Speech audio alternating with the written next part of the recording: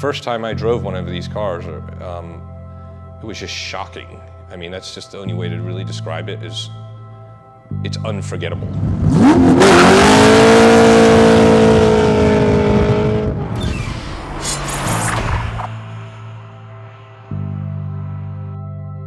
Growing up in England, and every little car in England is considered light and sporty and fast.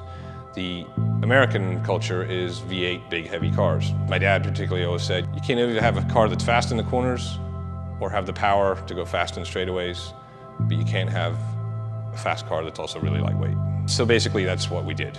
We made a car that weighs the same as a Lotus, but has the power of a big V8 muscle car. I used to think I started more recently than this, but my dad will tell you, I started when I was 10. I used to build 1/8 scale gas-powered radio-controlled cars. They basically have all the same components as a real car. They behave like a real car and drive like a real car. Then I just took, the way I see it is I just took a break. So I went through high school and grew up a bit until I started dealing in classic and exotic vintage cars. I really just wanted my own product. I wanted to do it myself and do it the way I thought it should be done. There's a big leap between dealing in cars and building a whole car from nothing. Once I took that step, there was no going back. We started on the tooling and the design of the first one in 2005. We maximize our use of technology everywhere possible. When we need to go to a vendor, we go to the most high-tech vendor we can find to build the best quality component to build the car with. We start by laser cutting all the tubing and all the sheet metal for the chassis. Simultaneously to that, a body is made at our composites facility. All that tubing is then brought here where we have a fixture. We welded the chassis here and subsequently powder coat it. At that point, the body arrives. We install the body and fit it, and it's bonded to the chassis with more carbon fiber. From that point on, it's a matter of assembling all the components, the suspension, the engine, transmission, differential, brakes. From then, the car's thoroughly tested. We try and put 500 to 1,000 miles on the car with a combination of the track. First, we try and put it into regular street driving. And once all that is accomplished, then we take some of the components back off the car.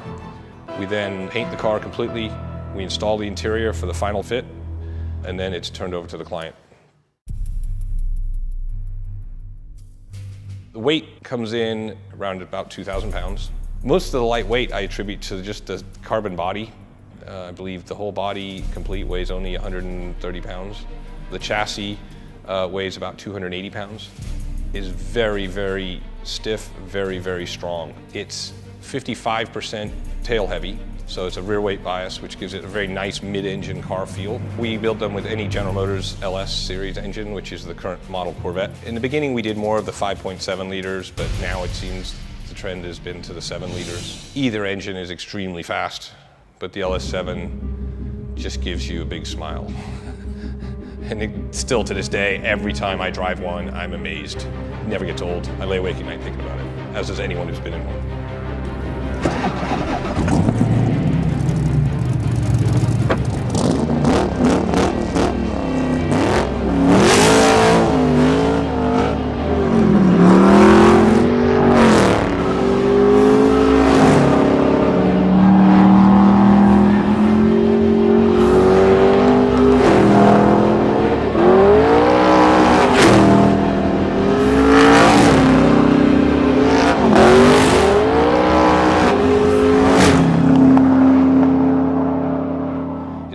Very forgiving. It's very easy to drive. A complete novice can handle one with 600 horsepower and not be in any danger. And there's not many cars like that. And we put a tremendous amount of time and a tremendous amount of money into the engineering of this car to ensure that that was possible. Because the Lucra is so light, every single response that it has to your inputs is immediate. It's absolutely extraordinary. Of course, the power is astronomical. It's the closest you could come to being a fighter pilot. It sounds cliched for people to say you become one with the car, but I've never driven a car that really takes you in and says, what have you got? Because I've got more. 0 to 60 in the car is 2.7 seconds, 10.1 seconds in a quarter mile. With a higher performance engine, we've seen as high as 9.1 seconds with a little over 680 horsepower. We've seen it upwards of 200 miles an hour. The gear ratios allow it to get up to about 220. I think the only reason we haven't seen that speed is because the opportunity to do it hasn't come along.